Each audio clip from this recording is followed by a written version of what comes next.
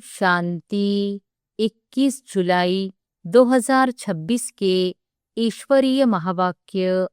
पहले एक नजर मुरली के मुख्य पॉइंट पर। बाबा ने कहा, अभी तक सुनी सुनाई बातों पर चलते आए, अब स्वयं बाप डायरेक्ट सुनाकर नॉलेजफुल बना रहे हैं।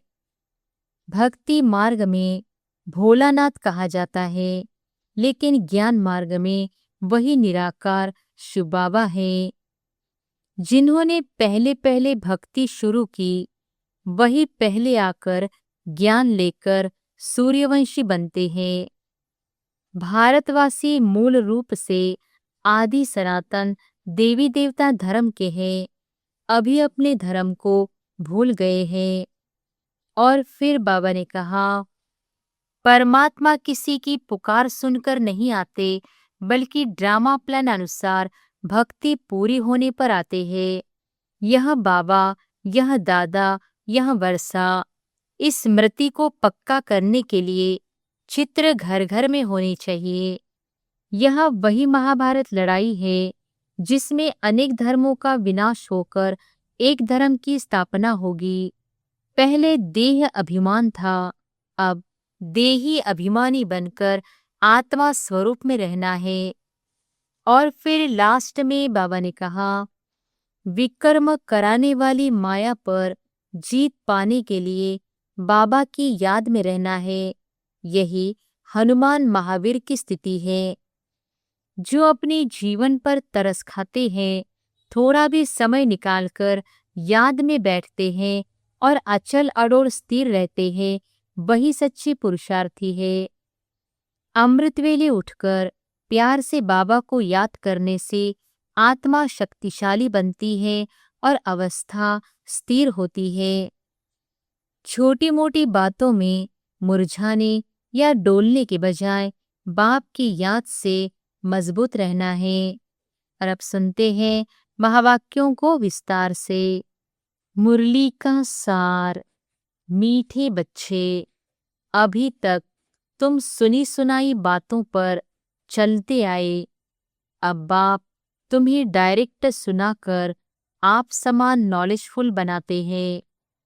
प्रश्न है, अच्छे पुरुषार्थी बच्चों की निशानी तथा उनकी अवस्था का गायन क्या है? उत्तर है, अच्छे पुरुषार्थी बच्चे मदर फादर को पूरा पूरा फॉलो करेंगे, अपने जीवन पर तरस खाएंगे, पूरा पूरा अटेंशन रखेंगे, थोड़ा भी समय निकाल बाबा की याद में जरूर बैठेंगे। उनकी अवस्था का गायन है अचल अडोल स्थिर, उन्हें ही महावीर कहा जाता है। गीत है, भोलेनाथ से निराला कोई और नहीं। ओम शांति। भक्ति मार्ग में दुनिया सिर्फ गाती है, तुम बच्चे अभी समझते हो।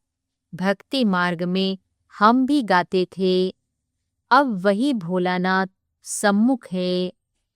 भोलानाथ अक्षर भक्ति मार्ग का है, ज्ञान मार्ग का अक्षर है शिव बाबा।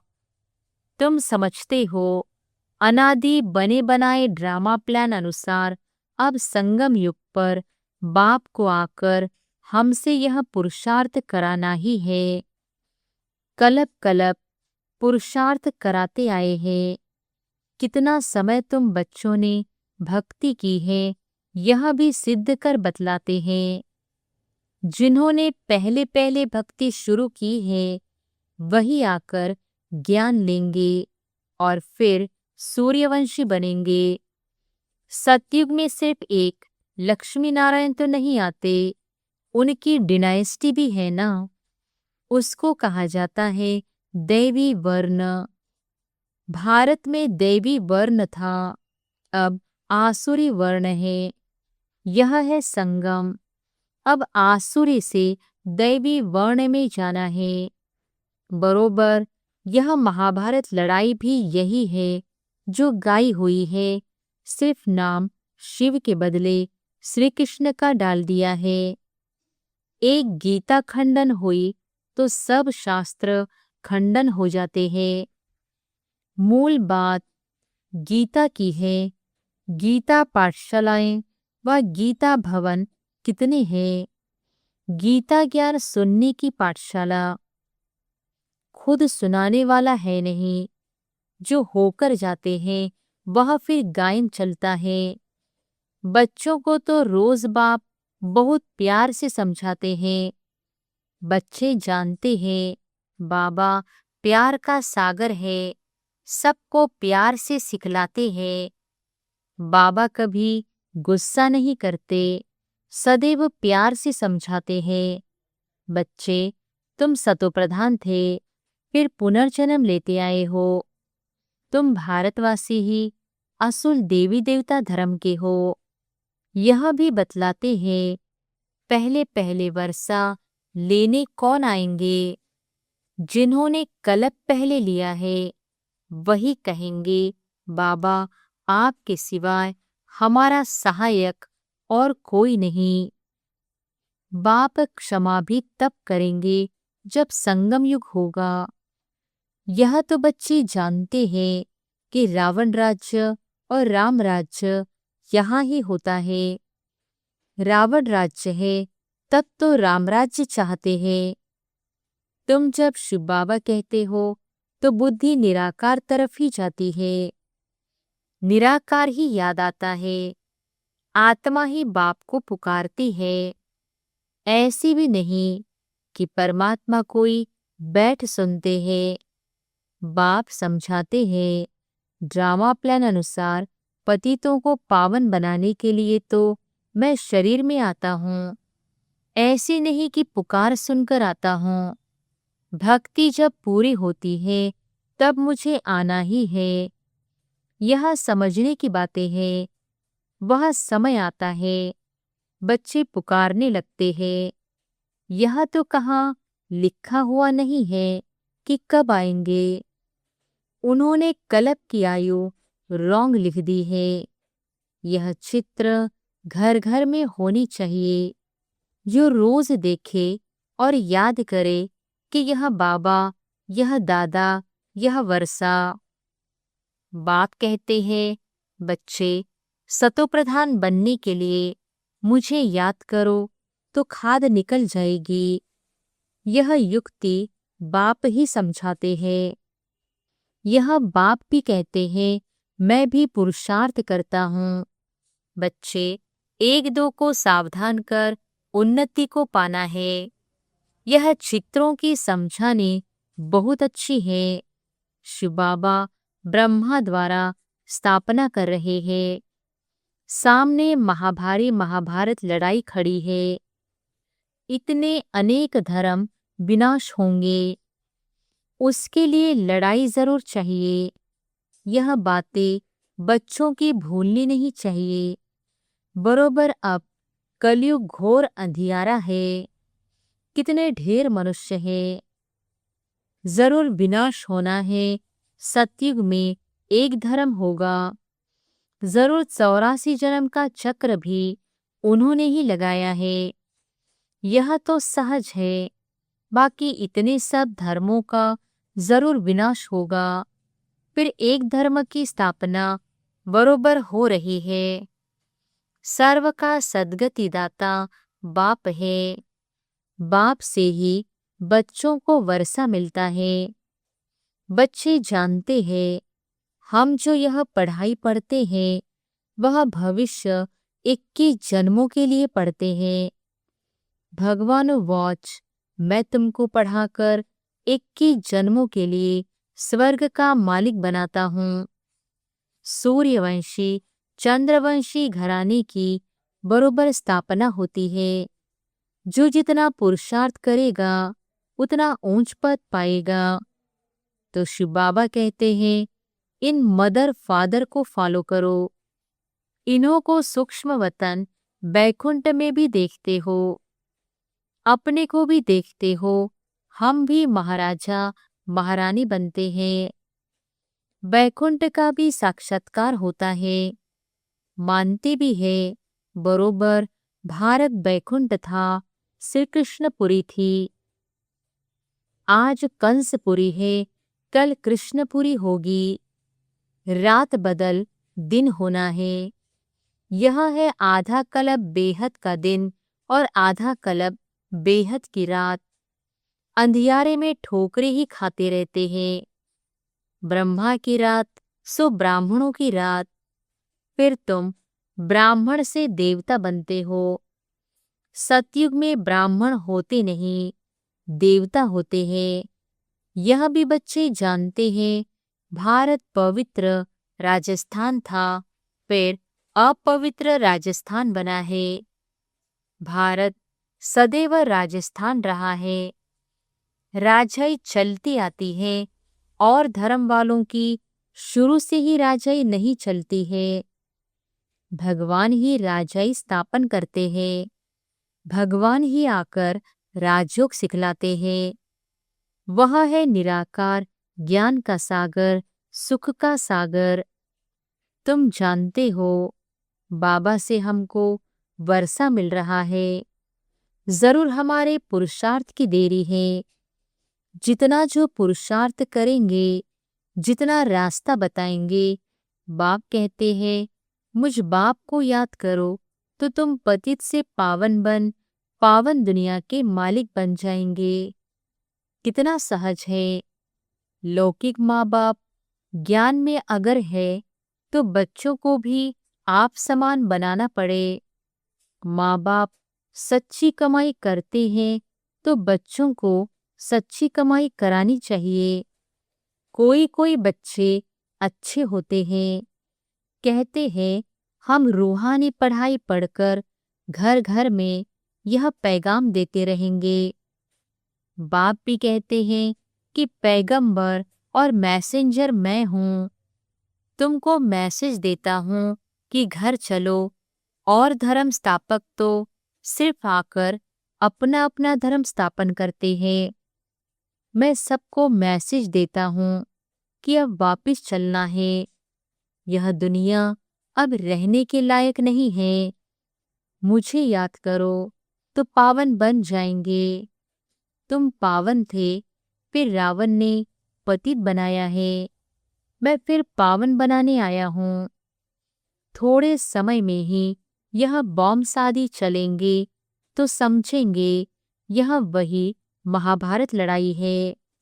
तो जरूर भगवान भी होगा, परंतु वह समझते हैं गीता का भगवान श्री कृष्ण है। कितने मूंज हैं। मूंझे नहीं होते तो भगवान को आने की क्या दरकार। भक्ति मार्ग को भूल भुलैया का खेल कहा जाता है। अब बाप कहते हैं मुझे याद करने से सब भूले खत्म हो जाएंगी। आगे अपने को देह समझते थे, अब अपने को देही समझते हो। यह सावधानी बाप ही देते हैं कि बच्चों देही अभिमानी बनो। यहाँ तुम बाप के सम्मुख बैठे हो, वहाँ सेंटर्स पर बच्चियां बैठ समझाएंगी कि शिव बाबा ऐसे कहते हैं। यहाँ तो डायरेक्ट बाप कहते हैं मैं आत्माओं से बैठ बात करता हूँ। तुम बच्चे जानते हो बाबा इन द्वारा हमको समझा रहे हैं। यह बड़ा कल्याणकारी मेला है। बाप कहते हैं निरंतर मुझे याद करो। बाबा से हमको स्वर्ग का वर्षा लेना है। बाप और स्वर्ग को याद करना है। कोई भी विकर्म नहीं करना है। अगर विकर्म करेंगे तो 100 गुना बन जाएगा। विकर्म कराने वाली है माया, उस पर जीत पानी है। इसलिए हनुमान महावीर की कथा है। तुम हनुमान महावीर हो ना। हम तो बाबा के बन गए, माया से हार नहीं सकते। तो बाबा को याद करते करते सतो प्रधान विक्रमाजीत बन जाएंगे। नहीं बनेंगे तो अपना पद भ्रष्ट करेंगे। पुरुषार्थी बच्चे जो होते हैं वह अपने जीवन पर तरस खाते हैं। कुछ भी हो जाए याद की यात्रा में रहेंगे, अचल अडोल स्थिर रहेंगे। विनाश तो होना ही है। सबके काका चाचा मामा गुरु गोसाई आदि सब खत्म हो जाते हैं। सद्गुरु कहते हैं, मैं तुमको साथ ले जाने वाला हूँ। मनुष्य तो बिल्कुल अंधियारे में है। तुम जानते हो शिव बाबा हमको साथ ले जाएंगे। कहते हैं ना, काल खा गया, परंतु मैं तो तुमको शांतिधाम में ले जाता हूँ। आत्मा शरीर छोड़ चली जाती है, काल नहीं ले जाते हैं। आत्मा को निकलना होता है। अब तो मैं खुद आया हूँ तुमको वापस ले जाने। बाबा कोई मारने आया है क्या? नहीं, तुमको पुराना शरीर छोड़ना है। आत्मा तमोप्रधान से सतोप्रधान होनी है। अब 5 तत्व भी तमोप्रधान है, इसलिए शरीर भी ऐसे बनते हैं। वहाँ सतोप्रधान तत्वों से तुम्हारे शरीर भी गोरे बनेंगे। बाप कहते हैं, मैं फिर से सतयुगी आदि सनातन देवी देवता धर्म स्थापन करता हूँ। तुमने ही 84 जन्म भोगे हैं। तुम अपने धर्म को भूल गए हो और कोई अपने धर्म को भूले नहीं है। तुम अभी जानते हो हम असूल में देवी देवता धर्म वाले इतने ऊंच से फिर नीच कैसे बने हैं। बाप बैठ कलप कलप तुमको ही समझाते हैं। तुम फिर औरों को समझाते रहेंगे। अब 84 का चक्र पूरा होता है। बिना सामने खड़ा है। स्वर्ग का मालिक बनने के लिए अपने को लायक बनाना है। वह बनना है याद से। सुबह को उठ बाबा को याद करो। बाबा वंडर है, आप कैसे आते हो, कैसे आप सम्मुख बात कर रहे हो। वह है सुनी सुनाई भक्ति मार्ग की बातें। अब तो हम आत्माओं को आप बाप मिले हो। आत्मा को बाप मिलता है तो उस प्यार में आकर मिलते हैं। बच्चे बाप के साथ बहुत प्यार से मिलते हैं। यहाँ तो वह निराकार बाप है, गुप्त। इसलिए बाबा हमेशा कहते हैं, इनसे मिलते हो तो शिव बाबा को याद कर मिलो। मनुष्य तो कुछ भी नहीं जानते हैं। तुम्हारे में भी जो कोई जानते हैं, मेरा बनकर फिर भूल जाते हैं। देह अभिमान में आ जाते हैं। प्रतिज्ञा भी करते हैं, बाबा मैं आपका हो चुका हूँ। मेल चाहे फीमेल, दोनों की आत्मा कहती है, परंतु शरीर में है तो मेल कहता है आपका बन चुका हूँ। फीमेल कहेगी मैं बन चुकी हूँ। बाबा हम आपसे पूरा वर्षा लेंगे, पूरा याद करेंगे। याद बिगर कट निकल नहीं सकती। तमोप्रधान से सतोप्रधान बन नहीं सकते। सतयुग में तुमको अखंड अटल सुख शांति संपत्ति का 21 जन्म राज्य मिलता है। स्वर्ग का रचयिता बाप जरूर अपना वर्षा देंगे। गाते भी हैं, परवाह है पार ब्रह्म में रहने वाले परमपिता परमात्मा की। वह तो एक ही बार आते हैं। यह भी समझने की बातें हैं ना। कई तो समझते ही नहीं। आगे चल आंख खुलेगी, थोड़ी बड़ी लड़ाई लगे। वास्तव में यह यज्ञ रचा हुआ है, लड़ाई भी है। इस यज्ञ का किसको पता ही नहीं है।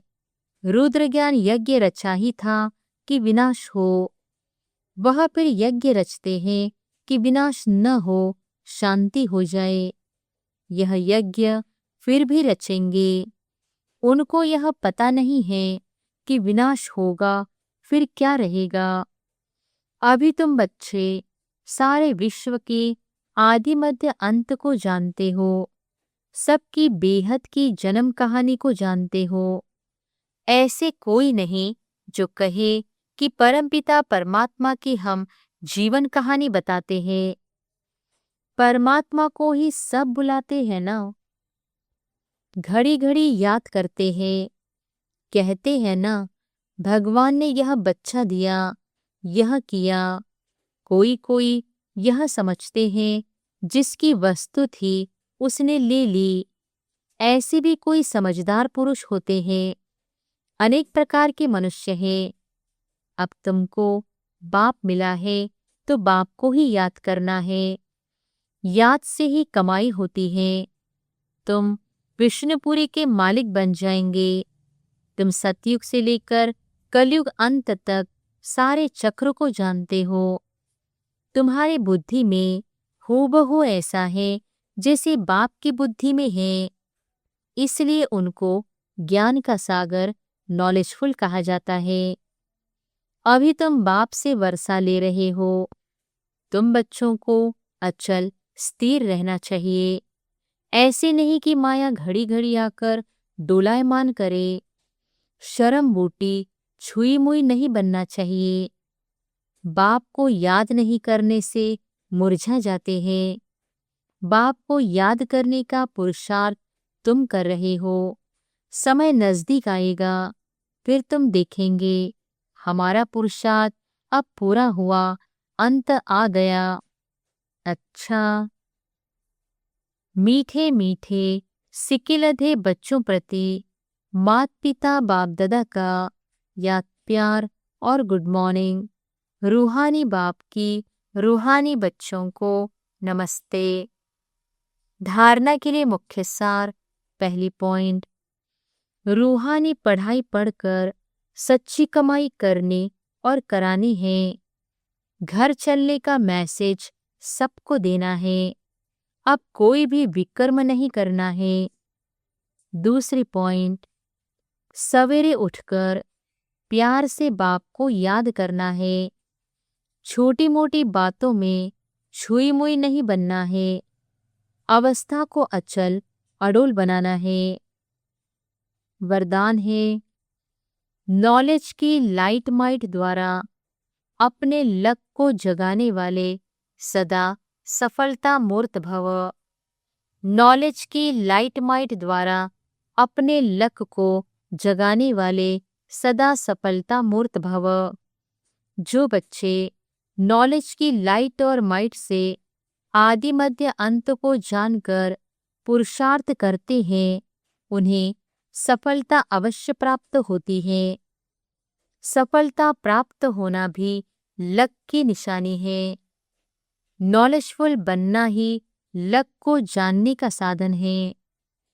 नॉलेज सिर्फ रचयिता और रचना की नहीं, लेकिन नॉलेजफुल अर्थात हर संकल्प, हर शब्द और हर कर्म में ज्ञान स्वरूप हो, तब सफलता मूर्त बनेंगे।